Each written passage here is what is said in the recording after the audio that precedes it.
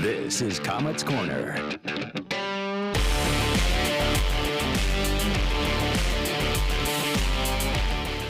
They say from a leadership perspective, it's not what you say, but what you do that matters. Alex Aliardi doing the do on Friday night against the Bloomington Bison at the Coliseum. Look at Alex Aliardi laying out some hits. Shane, you gotta love seeing something like this when your captain is throwing down. I love it when you turn into a little ball of hate out there, and that's what Alex Aliardi did. I was listening to the broadcast and I saw that and I was like, trademark, little ball of hate. That's a beautiful thing. Well, it didn't start off well last week. It ended well. We'll talk a little bit about that, go over all three games. We've got interviews to talk about with Mr. McCollum and Mr. Petrozelli as well. But I want to get to a little bit of housekeeping first. First off, Austin Magera, goals in 6 consecutive games. What have you seen from Austin Magera in this recent 2-week stretch that's really impressed you? Well, that's what we expected from Austin all season, and I think he's on a 6-game point streak. This is the second time this season he's had points in 6 straight games. So I mean, he's come as advertised. You know, he was a Rookie of the Year down in South Carolina. So he was one of those big signings that we had in the offseason, along with Dylan Hamiluk, and he has really performed well. And he's a guy that the team is struggling scoring goals, but now you got a guy who seems to be kind of your go-to guy that you can count on to get a goal when you need one. And he's done it on the power play. How important is that for the Case? Yeah, that's real important. Getting power play chances, you want to play your best hockey when it's 5-on-5, but when you get opportunities, like we had, 6 power plays I think we had on Wednesday, and unable to score one, but so you don't want to pass up those opportunities, especially here in the regular season. So to have a guy, you get James Stefan back, so now you got 2 guys who have presence. And what I like about Austin Magera is that he hangs around the net. A lot of his goals are within 5 feet of the net, so he's a guy who's not afraid to go to the goal mouth, get a little dirty, get those greasy goals when you need them. Okay, so now a big announcement this past week about the Komets games that happened during the strike, or rather didn't happen during the strike. They were postponed. We were all wondering when they were going to be, and the ECHL is tacking those games on at the end of the season. So let's take a look at some of the games that are going to be played as far as the end of the season goes. We have that December 26th game against the Fuel, which is now going to be April 15th, and then April 16th, the game against the Walleye, and also another game as well against Kalamazoo on the 19th. So what does this mean for the Komets? Kind of tacking on these 3 games at the end of the season. Obviously, you want to have momentum going into the playoffs, but this is better than trying to squeeze them in over the course of the remainder of the regular season, adding essentially a week to the season, don't you think? Yeah, I mean, it is what it is. You were playing those 3 games after Christmas, 3 games in 3 nights, so maybe this helps you out a little bit. Now they're spread out. You got 2 games in the middle of the week. You got a weekend off, and you're going to play on a Sunday. Maybe this does help us out a little bit. Doesn't help us out as far as like home games because, we lost weekend games, but hey, that it is what it is. And I believe that game against Toledo, I think that is the 500th game between the Komets and a team from Toledo, all time going back to 1952. So that's actually going to be kind of historical. We're not only Walleye, but Gold Diggers. The Gold Diggers, one of the Mercury. One of the great names of all time. The Blades, yeah. So, wow, yeah. So, what was the Komets, what's the team's reaction to this? Because obviously, you don't want to lose games, you don't want to lose paychecks, and adding it to the season, I mean, fingers crossed, a playoff run. This could be a really, really, really long but fruitful summer for the Komets. Yeah. Again, it is what it is. We hope to have a nice long playoff run. Maybe play into June. The players are not going to be mad about that. But no, I mean, it is what it is. You tack on another week. I'm not sure when the playoffs will start since we're now sacrificing that final weekend for the regular season. So you're going to probably have a quick turnaround for that first round of the playoffs, probably that Wednesday, I'm guessing. So. It happened. It's something that was unprecedented, so I don't think anyone knew how to react to it. So we got the games in, and that's the most important thing. That is the most important thing. Had a game on Wednesday night against the Indy Fuel at the Coliseum. That's where we're going to start 3 home games this past week, and the K's hosting a familiar team in the Indy Fuel. Things starting off a little bit rough with an Indy goal in the first period. Kind of what was the vibe in this? Because, I mean, I was at this game, and it just felt like the Komets maybe outplayed Indy early on, but they just couldn't get the puck in the net. They had a lot of opportunities. Yeah, no, I thought so. I thought even the game Friday when we lost to Bloomington, I thought we outplayed them. I thought we definitely played Indy. You tip your cap to your goaltender. Mitchell Weeks was pretty good Wednesday night. And what's interesting about this series is that the road team has won every game in this series. The Komets have gone to Indy. They've won both the games down there, and now we've got Indy coming up here winning both games. So, which is kind of unusual in this series, but the Komets have been a better road team. I mean, we're going to go on the road next week, 3 games. We've got 12 wins on the road, the most in the Central Division. So, I really wish I could figure out what the formula is for the Komets not being able to win at home. I thought we played well, but just one more goal, you probably win the hockey game. You gave up, kind of a mental mistake at the end of the game. You already had a guy in the box. You took a too many men on the ice penalty that resulted in a 5-on-3. With just a few minutes left in the game, and Indy scored, and that was that. So little things like that you got to tighten up, but you have to be able to finish. And we talked about Austin McGarrett. I think getting Stefan back. Alex Aliardi is a guy who is streaky. When you need a big goal, it seems like Double A is the one getting it, like he did Saturday. So I don't think this team is far off. Again, you're still working with, you're mixing up the lines, you're changing things up. You never have the same lineup from night to night. But, there's Kirill Tatayev, who now leads the team in scoring with Jalen Schmerich. Mm-hmm. So you're getting output from a lot of players, but getting that one guy, that you can really count on when you need a goal, that's who you want to get the puck to. Yeah, it's nice to see Dustin McFall get his first goal of the season. But you mentioned this a little bit earlier. The key in this game, 0 for 6 on the power play for the Komets. When you look at a game like that, you just say sometimes you just have the bad bounces. Sometimes the puck just doesn't go in the net. Yeah, it's just it just pops off the page. 0 for 6 on the power play. They're giving you opportunities. And you're not converting. It's the power play is very fluid. I know that the coaches know that the units when you're changing lines up, your power play is non-linear. Non-linear. Non-linear, yes, is Jesse's phrase. That's right. So it's a fluid thing. It's going to change. It's just unfortunately it's a product of this league of what we do in the ECHL. So, but if you're just a fan and you're just looking at that and you're like, wow, we had 6 power plays and couldn't cash in. That's rough. Yeah, so it wasn't exactly the night that Komets fans were hoping for on Wednesday. We're going to talk about their game Friday as the Bloomington Bison came in for 2 games over the weekend. But one of the most recent acquisitions to the Komets has been Lyndon McCollum. Looks like McCallum, but it's pronounced McCollum. We talked about that and much more with him at practice last week. Here at Komets practice with Lyndon McCollum, and I want to ask you this right off the bat because it's spelled McCallum, an A there, but it's pronounced McCollum, correct?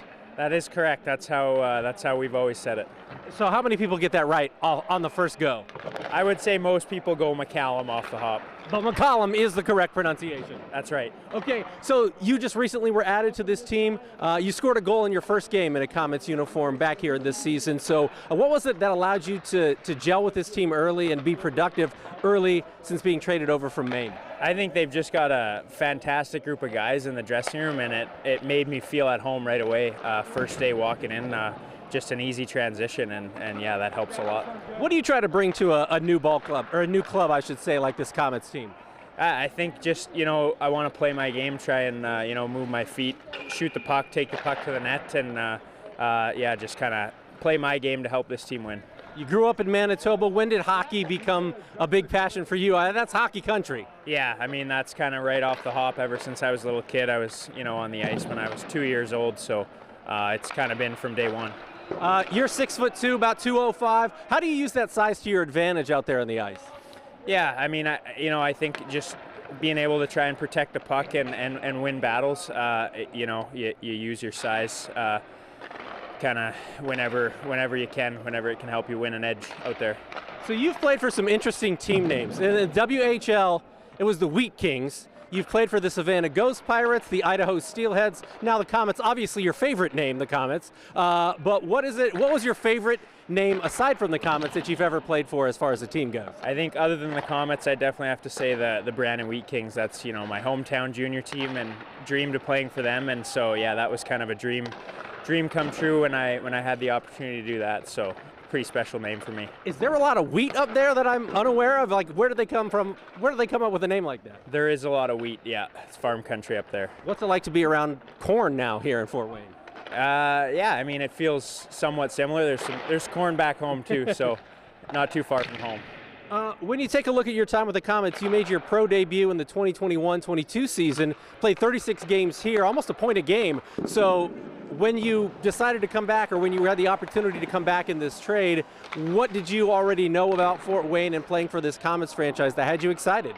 I just think, that Fort Wayne, they love hockey. They're very passionate about the Komets, and this is a winning organization and a winning culture.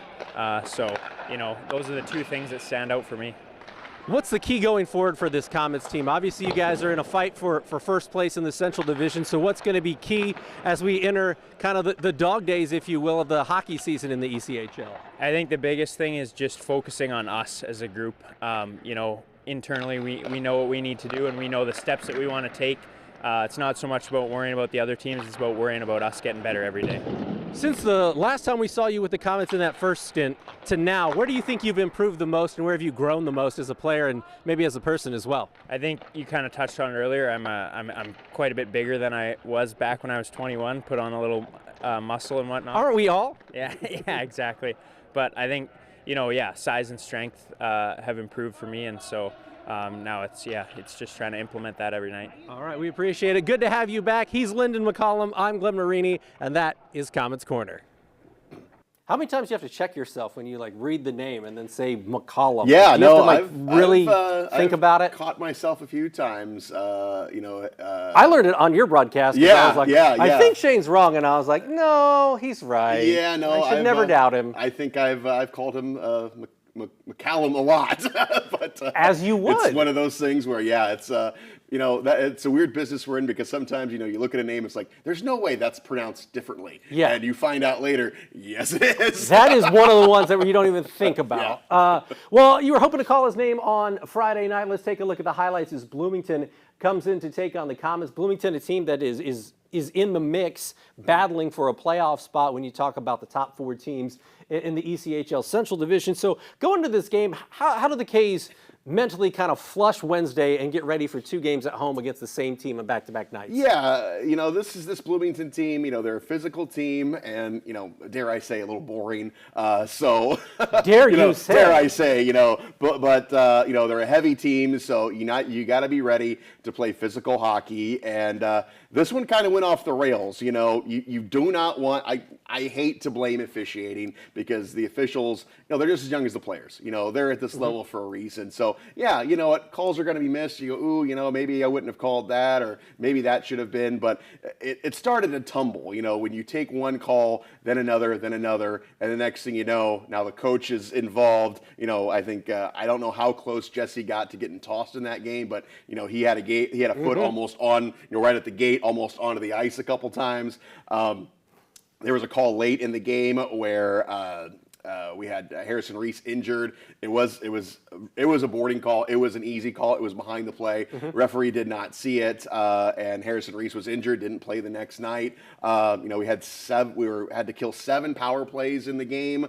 And that was the difference in the hockey game. So, when you see things kind of one-sided like that, you just, all you can do is kind of scream and shout, but it's not going to get you anywhere. But you're going to have nights like that where the officiating is not going to be on your side. Yeah, it seems like we've had a few games this season where it's just been small portions of the game where the Komets just had a lapse to a certain degree, and that just cost them in the entirety of the game, because this was the one where the second period, as you said, went off the rails. Bloomington scores 4 goals in the second period, 3 of them on the power play. They go 3 of 7 on the power play. It's a lot of opportunities. Obviously, the Komets would have loved to kill those off, but what's the lesson? What's the takeaway for the Komets in this one? Because ultimately, you're going to see Bloomington again at some point this season, right? Well, I think you're going to see him the next night. So you can be upset about this. I mean, from the officiating standpoint, I mean, because when you're killing back-to-back penalties, I mean, that is very taxing on the legs. So it's like, even if you kill those off, I mean, you are going to be gassed, and getting your rhythm back and getting back to 5-on-5 and getting everybody on the same page. So it really messes with everything. So even regardless, if you kill those penalties off, you're still going to be, just trying to get your footing back after you kill those and go back to 5-on-5. So, it's not just as simple as killing off those penalties. It really does mess with the entire game plan. So, you knew you were going to face them the next night, and they responded. So I think that's the really most important thing. Yeah, and you would think, having to kill 7 power plays that you'd be outshot by Bloomington. That was not the case. Komets outshot them 39-27. So it's just a game where you just forget about it and get ready for Saturday. Yeah, again, Dryden McKay is a really good goaltender, but you have to look at quality shots, and that's when you see the shot totals a lot of nights, it's like, oh, wow, we had 20 more shots, but they were from the point. They were from the point. They were on the perimeter. They were red shots. They weren't the green shots. So you kind of have to take that with a grain of salt when you look at the shots on goal, because the other team is probably out chancing you. All right. Well, before we get ready to talk about Saturday, we want to talk with Anthony Petruzzelli. Here's a guy who the last couple of weeks has really picked it up offensively and has added some punch to the scoring prowess of this Komets team. Here's what we had to say and had to chat with Petey at practice this past week as the K's got ready for a big week. We're here with a guy who needs very little introduction for Komets fans, Anthony Petruzzelli. And Anthony, this past weekend, a couple of goals for you, the offense really clicking. What are you doing well right now, both individually as a team, that's allowing this offense to kind of flow and do their thing and work their magic on the ice? Yeah, I mean, it's just, I think a lot of it's part of the seasons, and there's a lot of ups and downs throughout the entire thing, and so for us, just in order to get back to kind of playing our game offensively, getting more chances, and I think that's really helped us overall, and just individually, I guess it kind of comes back, and my time around. Now, earlier this season, you played your 400th game as a Komet. What does a milestone like that mean to you? Yeah, it's very special for a place like Fort Wayne to kind of embrace me and just take me in and make me one of their own like that. It was truly special. So this place has a major part of my heart. I have my family here. I started my family here, and so I'm so happy to be a part of this community, and being able to do that, it's something I'll definitely remember. Now, one of the biggest honors you can receive as a Komet, especially as a current player, is to be the bobblehead going into the season. So when you had a chance to look at that Petro Magic bobblehead, what was your first reaction? You know what, I think I'm aging pretty well. Yeah. So, they left a couple of the gray hairs out that my wife's finding now, so that's nice. But, yeah, no, it's truly a cool honor. Got the call, and, they said they were thinking about doing it this year, and so, I was super excited about it. Was that easy Christmas presents for everybody else in the family, like, send them out to the folks? No, actually, my dad, he's already got his own box of them, so I just kind of let him take care of it. No, he's hand out a few here and there, a couple of kids, a few buddies, so.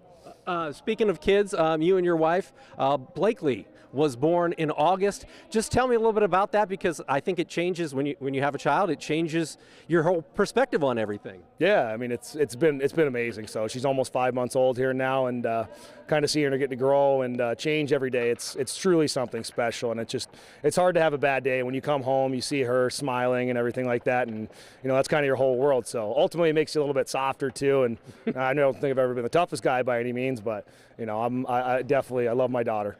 When you take a look at that first 11-game road trip, was that hard to be away, or was it like, whew, I'm off diaper duty for a little while? No, it was kind of tough. So, I mean, we kind of have our routine down at home here, and, my wife is awesome and taking care of a lot of those duties, making sure it's off my plate so I can kind of focus on hockey and, providing for the family and everything like that. So she's been amazing, but, you get that many days on the road, you start to miss her, and, a lot of FaceTime, just time spent just, more me talking, her just cooing at me a little bit, but it's awesome. So you've got her, and then Axel is Jesse's kid, so you guys have that in common. Who do you think is better at changing diapers, you or Jesse? I think probably me at this point. I've had my fair share. I'd say a little bit more experience because of the extra 2 months probably. All right, so you obviously don't want any extra shifts. No. I mean, hey, it's all right. I'm sure he's probably great at changing diapers, but I can sling him with the best of them. Okay, so what it's like when you get into the grind of January, February, March when it comes to the ECHL. What does this Komets team need to do over this stretch, the dog days essentially of the season, to make sure you're fighting for that #1 spot when it comes to the Central Division when it's all said and done?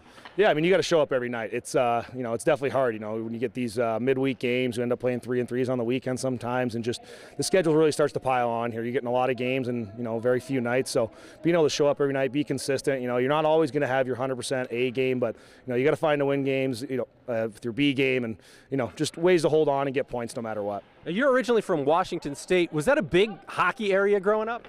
No, not at all. So I spent a majority of my childhood growing up playing hockey in British Columbia. So a lot of time spent in the car, driving, traveling on the weekends.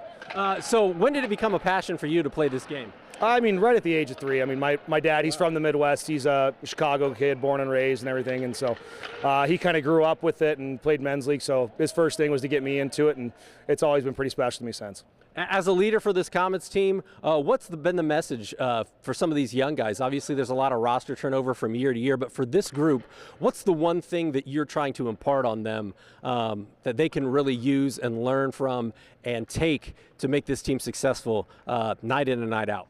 I think we've talked about it from day one. Jesse said this a lot, that, it doesn't matter, who's in the lineup, where we're playing, when we're playing, we're going to find a way to beat you. And so I think as long as every guy has that mindset that, hey, it doesn't matter if we're missing one, 2, 3, 4 guys, we have a deep enough roster that we're going to go out there and win.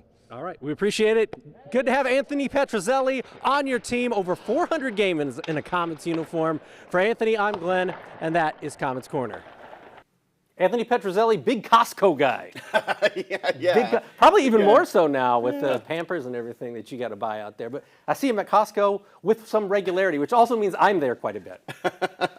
That's the insight that you get in a show like that. That is the Costco, yeah. No, I do not frequent Costco. No? Sam's Club kind of guy. Okay. Yeah.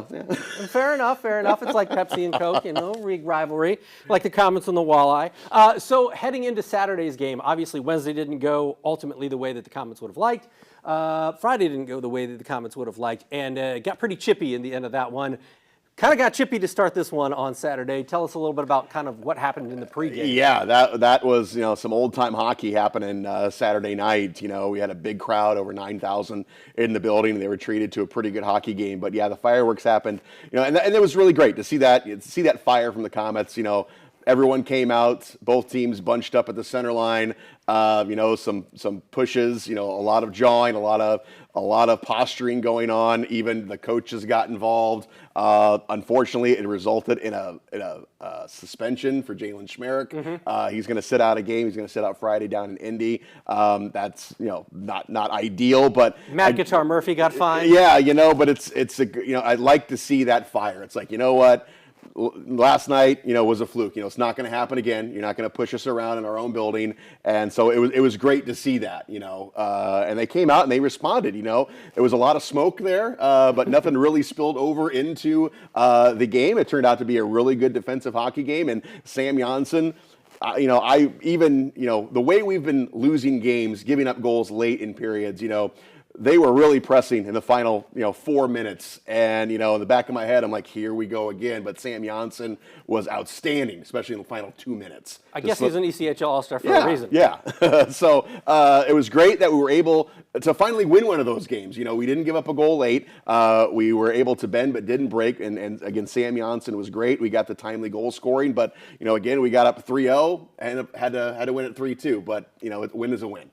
Going into the All-Star break, how key was it to have some momentum like this? Not only going into the All-Star break, but going into 4 straight on the road to end a homestand with a win like this. Yeah, it was a great confidence builder. We thought we had kind of broken the streak last weekend when we got a win against Cincinnati at home, went on the road and got a big win in Toledo, but then we ended up losing 3 straight at home, which, again, you just scratch your head. But this All-Star break comes at a really good time because this team is banged up. If you saw, Blake Murray, took a couple of shots to the chop on Friday, played the game on Saturday with a full bubble. Matt Murphy, I think, took a puck to the face. He went and got some attention. Lyndon McCollum also had to go down in the runway, get some attention. So there was a lot of stitch work going on. There was some blood on the ice, and guys are just kind of banged up right now. We're at the halfway point, so the guys are going to get a week off, and I think it's going to do a world of good for us, especially going to that 3-3. I'll tell you who's excited about having relatively a week off is Jesse Kalicki. The guy's been under the weather, got a big sinus thing going on, but he was kind enough to join us for a short but sweet interview this past week at practice, and here's what Jesse Kalicki had to say. Here with Jesse Calicky at the Coliseum. And Jesse, when you take a look at this Komets team, you guys have gotten some big names back. So when you take a look at this team heading into a week like this, what are going to be some of the keys to incorporating James Stefan and other players who have been back and other guys that have been called up? Yeah, it's a lot of roster turnover here in the past 10 days. So we've got some new guys, trying to get them incorporated, trying to get some of the returning guys caught up to speed on some of the changes we made. So yeah, it's going to be a little bit of an adjustment process for the first probably 7 days. So we're excited to get those guys back, but we got some work to do. You guys added Lennon McCullum in a trade for Zach Jordan recently, so he scored a goal in his first game back here in Fort Wayne. So what does he bring to the table, and what has impressed you about him early on here in this tenure with the K's? Yeah, he's a shooter. So something we felt like we needed, especially when James was called up. We felt like we needed another shooter. So he certainly brings that, and he's a hard worker. So we're excited to get him. You add him with another player like James, and all of a sudden you got some guys that we're hoping can put the puck in the back of the net. Yeah, Petey scored in two of the 3 games last week. When you take a look at what he's been able to bring, what does Anthony Petrozelli bring to this team, both on the ice and off the ice? Yeah, it was nice to get some depth scoring from our bottom 6. It's something that we haven't gotten in a little while. So anytime your bottom 6 guys can chip in offensively, especially with us, the strength of our team is our depth. So for those guys to chip in is great, and he brings experience, he brings leadership, and nice to see him get on the scoreboard. January is always a tough month. You're going to spend a chunk of it on the road based on the fact that the circus comes in. So how do you get ready for what is a grind of a month when it comes to January with a bunch of road games after this week? Yeah, I mean, I don't think a whole lot changes. We're one of the best teams in the league on the road this year. I think it's a spot where we're comfortable. So for us, it's kind of business as usual. We'll do what we do, and 2 points out of first place. So I think for us, that's our mindset, is chasing that first place down in the division. All right, we appreciate it. He's Jesse Calicky. I'm Glenn Marini, and that is Komets Corner. Jesse Calicky getting that Vicks in so he can breathe, getting some rest in. Although with Axel at home, I'm not sure how much sleep is actually going on. So hopefully he'll get to sleep on the bus this week, because you're going to be playing a lot of games on the road. Let's take a look at the upcoming schedule this week. All 3 games, matter of fact, the next 4 games on the road, but 3 of them this week. Friday at the Indy Fuel, Saturday at Cincinnati, Sunday at Wheeling. You just kind of go down to Indy, then go over, then make your way to Wheeling. I mean, logistically, it kind of works. Yeah, for you guys. It's not too bad. I say that. Yeah. I don't have to ride the bus 3 days in a row. But when you take a look at this week, what's really going to be the key to putting out a good performance on the road? Because as you've said, Canes have been good on the road this year. Yeah, it just kind of comes down to our health right now. I think, again, guys have been banged up. We're going to have a week off here. Both goaltenders are solid. We give them some support. I mean, both guys almost have identical numbers. It's crazy. It doesn't matter who you throw out there. But this team is still, we got a few new guys back. We got, guys coming in. We don't, this week, don't know what's going to happen as far as, what's going to come down from Bakersfield. But again, we got guys back. Unfortunately, you're not going to be able to practice because you are in that all-star break. But, I hope everyone is able to rest up, because, you're talking 3 games, 3 nights, less than 72 hours. 3 different barns, and you're playing against an Indy team that is kind of feeling it against the Komets. You got Cincinnati that's kind of down right now, so that's a trap game right there, because now you're looking at Wheeling, who's one of the best teams in the league. But it's been we've been very good on the road, so I'm feeling very confident going into the weekend. What do you think that is, like being good on the road? What does that constitute from the team? Like, what's the mojo for the road? Dude, if I had that answer, and it's not even this year. You can go back years now that for some reason we've just had struggles at home, and I don't understand it. It's one of those things where I know, years and years ago, players would say, well, we play tight at home because this is such a tremendous fan base. What other place has 9,000 in the building consistently? So they want to they want to perform in front of the home crowd. So sometimes I think, maybe that gets in some of the guys' heads. We want to win so bad for these fans, but then you talk to other guys like, oh, you know what, we just kind of block that out. We're just out there playing hockey. So no, I wish I had the secret sauce there, but I don't. Well, Pete, talking to Petey this week, he said, it isn't the road trips it isn't the hockey that ages you, it's the road trips. And he said this wheeling trip on the way back Sunday night is going to be the one that ages him an extra year, more so than the game. So there you go. We're going to have a lot to talk about next week as the K's hit the road. But for this week's edition of Komets Corner with Shane Albarani, I'm Glenn Marini, and we'll see you next Monday right here on Wayne TV. You're watching Komets Corner.